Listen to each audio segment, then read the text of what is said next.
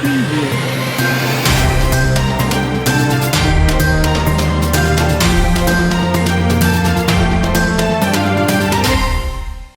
Mesdames et messieurs, bonsoir et bienvenue dans le journal sur la Timefo Africa. Au sommaire, les mouvements de la société civile au Sénégal tels que Frappe France Dégage, Africa First ont tenu une conférence de presse ce matin. Ceci pour exiger à l'État du Sénégal de respecter donc les décisions de la CEDEAO qui veut la suppression du système de parrainage dans les luttes électorales.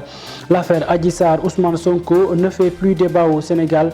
Certaines personnes rencontrées estiment qu'il y a d'autres préoccupations que cette feuilleton. La tontine, communément appelée en Wolof natte, est une pratique qui se fait à tour de rôle au sein d'une association regroupant beaucoup de personnes qui se connaissent au Sénégal. Elle est trop prisée par beaucoup de femmes. Toutefois, des problèmes peuvent surgir. La page internationale et celle sportive mettront fin à cette édition. Mesdames et messieurs, bienvenue au développement.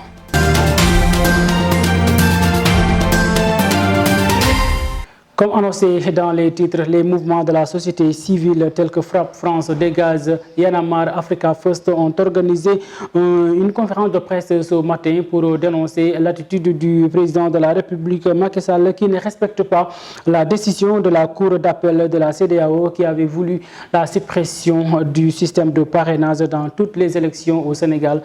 Je propose de suivre le compte-rendu signé Barthélémy.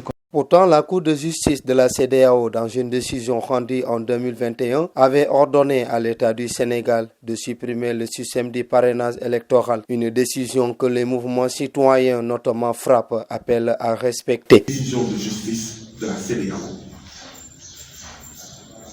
qui lui ont dit trois choses. 1. Le parrainage électoral est antidémocratique. 2. Moi, Cour de justice de la CEDEAO, j'ordonne à l'État du Sénégal de supprimer le parrainage électoral de son code électoral. 3.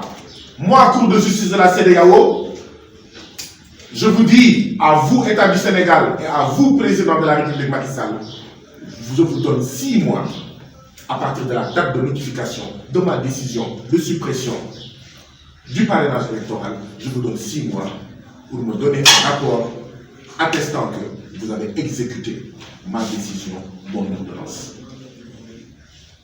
Et depuis lors, ça fait 1 an, le président Macky Sall n'a rien fait. Deuxième élément du complot en cours pour un hold-up électoral. De son côté, Dambodj a dénoncé la manière d'organiser les élections au Sénégal. Il appelle l'État du Sénégal à respecter et à enlever le parrainage dans le système électoral. Nous sommes dans un pays où depuis 2012, aucune élection n'a été organisée dans la transparence par le président Macky Sall. Les élections qui se sont succédées, à part l'élection 2012, toutes les élections ont été truquées. Le président Macky Sall ne fait pas dans la transparence. Il est dans des calculs politiciens, dans tous les choix. Et dans une démocratie, on stabilise le système électoral. Il n'y a aucun pays du monde où le système électoral est changé en fonction au gré des intérêts du parti au pouvoir. C'est seulement au Sénégal que ça existe. Dans tous les pays, le système électoral est stabilisé. On connaît tout le processus électoral, quel que soit le type d'élection. Mais au Sénégal, selon les intérêts du président Macky Sall, il opte pour aller dans un sens ou dans un autre. Les dernières élections législatives, il avait parrainé des listes jusqu'à en arriver à 47 listes. Il y avait 47 listes. Et après les élections, beaucoup de ces listes avaient déclaré publiquement que c'est le président Macky Sall qui était derrière. Maintenant, pour cette fois-ci, puisqu'il a en face de lui certainement une coalition forte, il ne peut pas faire l'émiettement. Donc c'est en fonction de ces calculs. Aujourd'hui, il veut réduire, comme il avait fait avec l'élection 2019, il veut réduire le nombre de candidats, le nombre de listes qui vont compétir pour les élections législatives. Nous ne l'accepterons pas. Le pays n'appartient pas au président Macky Sall. Le pays appartient à tous les Sénégalais. Aujourd'hui, on ne permettra pas au président Macky Sall de dicter sa loi dans ce pays. Il n'a qu'à arrêter s'il ne veut pas mettre le pays là à feu et à sang. On ne l'acceptera pas. Tous ceux qui veulent être candidats ont le droit d'être candidats. Même les 15 millions là, c'est inacceptable. Parce que pour la première fois, on a 15 millions comme caution au niveau d'une élection législative. C'est inacceptable. Donc le président Macky Sall doit arrêter. Et ceux qui doivent lui parler tout de suite, parce qu'on ne peut pas le laisser continuer. Vraiment, trop, c'est trop. Pour lutter contre l'introduction du système du parrainage, les mouvements citoyens appellent le peuple sénégalais à la résistance et invitent à s'inscrire sur les listes électorales. Merci Barthélémy Koli. L'État du Sénégal, à travers la couverture maladie universelle, décide d'accompagner les patients avec un montant de 8 milliards de francs CFA pour 1000 patients qui souffrent d'insuffisance rénale. Chaque malade coûtera à l'État du Sénégal 7 millions de francs CFA. La révélation a été faite par Serigne Diouf, directeur des opérations à l'agence de la CEMU. Toujours au Sénégal, l'intersyndicale des travailleurs de la CNO chargés de l'exploitation et de distribution de l'eau ont décrété le port de brassard rouge pour 48 heures. Tout ceci pour dénoncer ce qu'on appelle donc le non-respect de leurs revendications signées depuis 2018. Suivons le délégué du personnel de la CNO. Ce lundi 14 mars 2022, depuis l'arrivée de la CNO, que le personnel, tout accomplissement des missions du service public. Malheureusement, force est de constater que tous les sacrifices consentis par le personnel n'ont pas été reconnus et rétribués à leur juste valeur, au point de positionner actuellement le personnel de la CNO au rang des laissés pour compte dans le secteur de l'eau au niveau national. À l'heure actuelle, l'ensemble du personnel de la CNO déplore, entre autres, les mauvaises orientations stratégiques dans la gouvernance de la CNO qui tirent sans cesse vers le bas la qualité du service et plombent les résultats de l'entreprise. Le traitement princier des expatriés et le recours exagéré aux missions d'experts du groupe Suez sans valeur ajoutée. La démotivation généralisée du personnel de la CNO qui est soumis à un niveau de précarité sans précédent. La modicité des salaires, des primes de logement et des primes de responsabilité du personnel. Le refus de la direction générale de CNO de mener des négociations sérieuses concernant le mémorandum des travailleurs. Le retard récurrent et volontaire dans la dotation de matériel de travail tels que les véhicules et le mobilette pour le personnel. L'affaire Adji Sarr Ousmane Sonko n'est plus d'actualité selon certains Sénégalais rencontrés. Pour eux, il y a d'autres préoccupations beaucoup plus intéressantes. Je propose de suivre le reportage signé Ousmane Niang. Affaire Adji Sarr Ousmane Sonko est toujours au centre des débats. Faut-il en parler? Ce père de famille pense que oui, il faut que justice soit faite dans ce dossier. C'est un problème qui est pendant devant la justice. Donc je crois qu'il faut qu'on laisse la justice faire son travail. C'est pas une affaire de Sénégalais aujourd'hui lambda. Que les choses se passent pas. C'est tout ce qu'il faut faire, c'est laisser maintenant la justice faire son travail. Le problème, ce qu'on reproche à la justice, c'est ne pas d'y aller vite. Il faut qu'ils aillent vite parce que même lui, le mis en cause a besoin d'être libéré. Donc par conséquent, que ce soit jugé, que ce soit effacé une bonne fois pour toutes. Certainement, beaucoup de citoyens sénégalais parlent sur ce dossier, mais ça n'intéresse pas tout le monde comme ce Sénégalais. Le problème, wow. Bon. Cette affaire ne m'intéresse pas, ça m'est égal. J'ai d'autres choses, d'autres priorités à s'en occuper. Un autre citoyen est dépassé par cette affaire et parle de manipulation. On en a marre de cette histoire, ça n'a aucun sens, ça ne nous apporte rien. Tous, Adji Sarr doit arrêter et l'État aussi.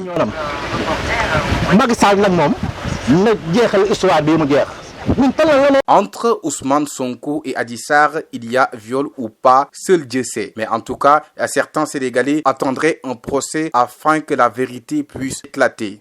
Fraîchement sorti de la crise économique causée par le Covid-19, le monde entier crie d'abord la crise russo-ukrainienne. Selon certains Sénégalais rencontrés, l'État du Sénégal doit tout faire pour épargner le Sénégal de la crise, quelque chose qui sera très difficile. Mais toutefois, il est possible que le Sénégal soit épargné de cette crise économique. Suivons le reportage signé Souleymane Sokhna. Une escalade du conflit en Ukraine aurait des conséquences économiques dévastatrices au niveau mondial suite à la déclaration du Fonds monétaire international de ce samedi. Malgré la douleur de la crise économique que la COVID-19 a causée, cette guerre peut provoquer une crise économique mondiale suite à la poussée inflationniste que connaissait déjà le monde avant l'offensive russe en Ukraine.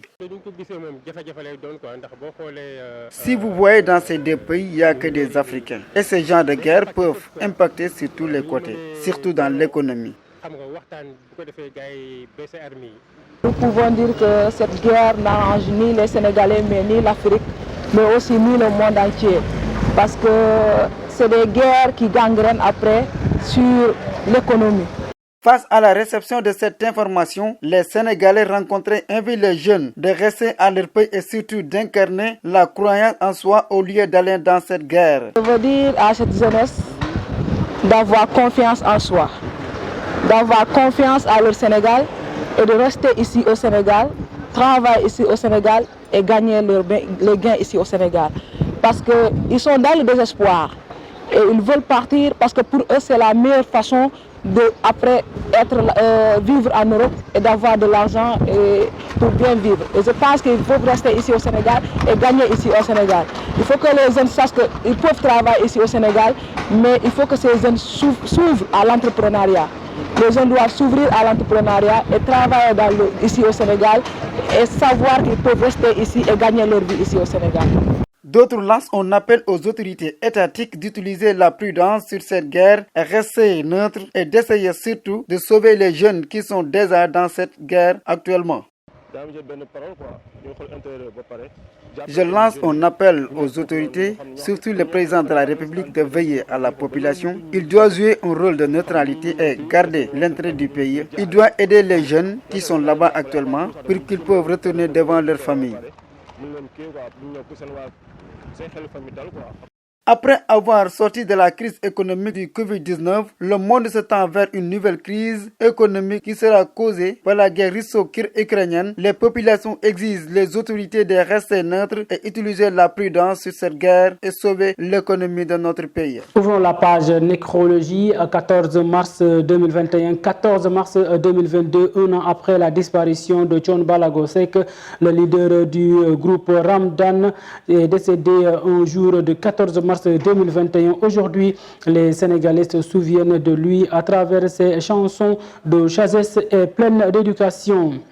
Décès du journaliste El Hadji Ndaté Diop hier à l'hôpital Nabil Choucair.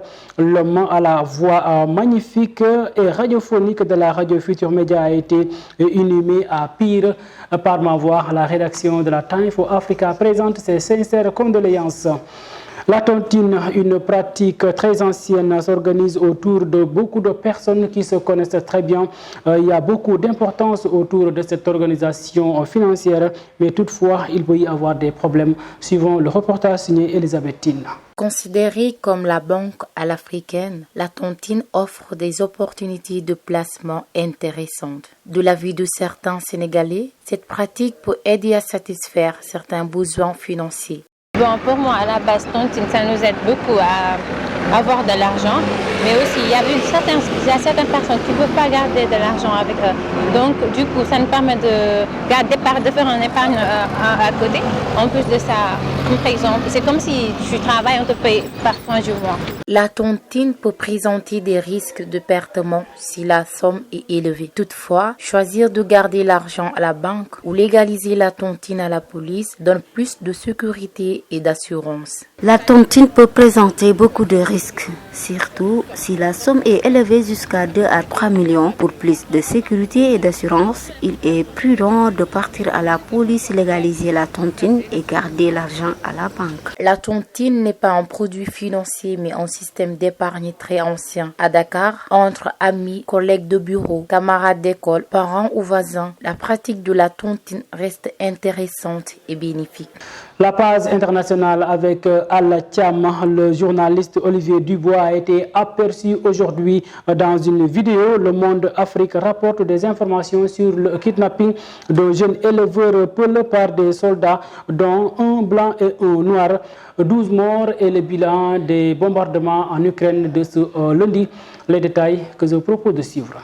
Olivier Dubois, journaliste français pris en otage au Mali, apparaît pour la première fois dans une vidéo non datée adressée à ses proches. Le correspondant de Libération au Mali, otage depuis plus de 11 mois, remercie ceux qui se mobilisent pour sa libération et exhorte le gouvernement français à poursuivre ses efforts. Pour rappel, le coordonnateur du quotidien Libération a été enlevé au Mali en avril 2021. La provenance de cette vidéo non authentifiée d'un peu plus d'une minute et la date à laquelle elle a été tournée sont inconnues. Dans le bureau de Deborah Al-Hawi El-Masri, planté sur la rive droite de Bamako, la capitale du Mali, le temps est suspendu, les minutes lui semblent être des heures et les heures des jours entiers depuis 6 mois. Il était pourtant confiant de revenir en son voyage sain et sauf. Il disait « Je vais éteindre mon téléphone, dis à Amina de préparer des beignets à la viande pour mon retour. » Que s'est-il passé? La grande question qui n'a pas de réponse jusqu'à présent. Une chaîne, des câbles électriques, une simulation d'exécution à chaque acte de torture. La même question rapporte Le Monde Afrique. Où sont les terroristes? Je ne sais pas, répète inlassablement la jeune éleveur Peul aux soldats blancs et noirs qui l'ont, selon lui, détenu et torturé le mois dernier dans un camp de l'armée malienne situé dans le cercle de Nyono au centre du pays. Selon son témoignage récolté sur le terrain par un défenseur des droits de l'homme, 3 hommes se sont chargés de l'interrogation. Un blanc parlant une langue inconnue ainsi qu'un militaire et un interprète malien. Selon nos informations poursuivies Le Monde Afrique, le paramilitaire de la société de sécurité privée russe Wagner se sont installés dans ce camp à partir de la fin janvier et plusieurs sources identifiant les soldats blancs cités comme des mercenaires du groupe. Une frappe contre un immeuble résidentiel à Kiev a fait lundi 14 mars au moins 1 mort et 12 blessés, ont indiqué les secours ukrainiens au moment où les combattants font rage aux abords de la capitale que les troupes russes cherchent à encercler. Une session de négociation par visioconférence entre la Russie et l'Ukraine a commencé lundi matin. Une négociation russe a évoqué dimanche des progrès significatifs. Kiev indique de son côté que Moscou avait cessé de lancer des ultimatums et a commencé à écouter attentivement nos propositions. Le bilan humain alourdi. Kiev faisait état samedi d'environ 1300 soldats ukrainiens tués et Moscou 498 morts dans un rang. Un bilan côté russe annoncé le 2 mars, alors que le Pentagone parlait de 2000 à 4000 morts russes en 14 jours. Côté civil, au moins 596 personnes ont péri, selon un décompte de l'ONU qu'elle considère loin de la réalité. La page sport avec la 5e journée de BAL Basket Africa League. Le représentant du Sénégal Duc doit s'imposer aujourd'hui face à AS Salé pour l'espoir donc de se qualifier au second tour. La mi-saison de la Ligue 1 et de la Ligue 2 sénégalaise a été clôturée. Hier, Génération Foot est terminé premier au classement. Je vous propose de suivre les détails dans cet élément. La page sport qu'on va démarrer avec la fin de la première partie. Teungueth FC a été tenu en échec par AS Pikine 1 but partout. Mbour Petite Côte écrasé par Génération Foot, d'ailleurs leader 4 buts à 1. Dakar Sacré-Cœur Linguère 0 but partout. US Gorée a été battu à domicile par Djambar de Salé 2 buts à 0. Guédiawaye SC surpris à domicile par Casa Sport 2 à 0. Ndiambour AS Douane 1 but partout. Seneps joue contre Jaraaf ce lundi. La Ligue 2 a aussi clôturé sa première partie de la saison. Demba FC a dominé Renaissance 3 buts à 0. Thiès FC tenu en échec par Jamono Fatick 2 buts partout. NGB Niary Tally Walidane 0 but partout. US Ouakam Keur Madior 1 but partout. Sonacos qui bat Amitié FC 2 buts à 1. Stade de Mbour qui bat aussi Duc 2 buts à 1. Sonacos qui bat Amitié FC 3 buts à 1. Stade de Mbour qui bat Dakar Université Club 2 buts à 1. US Sport surpris à domicile par l'équipe de Oslo FA. Au classement avec la Ligue 1, Génération Foot est premier avec 23 points. Deuxième Casa Sport, Guédiawaye FC occupe la 3e place. Et au niveau de la lanterne rouge, on reçoit Seneps Excellence avec 11 points, suivi de Djambour avec 9 points. Et pour la Ligue 2, Walidane termine premier dans cette première partie. Deuxième place, Stade de Mbour. Troisième place, Sonacos. Sonacos. L'équipe donc de Duc est positionnée à la 13e position. Amitié FC occupe la dernière place. Parlons à présent de la BAL Africa League. Dakar Université Club a été battu par Monastir 74-64. Une défaite mal digérée par l'entraîneur Parfait Adjivon qui prépare activement le match contre AS Salé. Aujourd'hui, ce sera donc le dernier match de cette équipe du Sénégal et qui va essayer de tout faire pour se qualifier dans le top 8. Parfait Adjivon que nous écoutons. Il y avait un problème de fraîcheur physique parce qu'il faut comprendre quand même nos joueurs phares qui ont beaucoup joué. Il y avait pas de problème, il y avait un problème de récupération et je ne voulais pas prendre le risque quand même de le faire jouer, d'élever le rythme surtout à ce niveau pour avoir des blessures. Avec 3 défaites et une victoire, Duc va tout faire pour gagner au moins contre AS Salé pour espérer continuer l'aventure. Mesdames et messieurs, c'est la fin de ce journal. Merci de l'avoir suivi. On vous donne rendez-vous demain sur la Time for Africa. Bonsoir.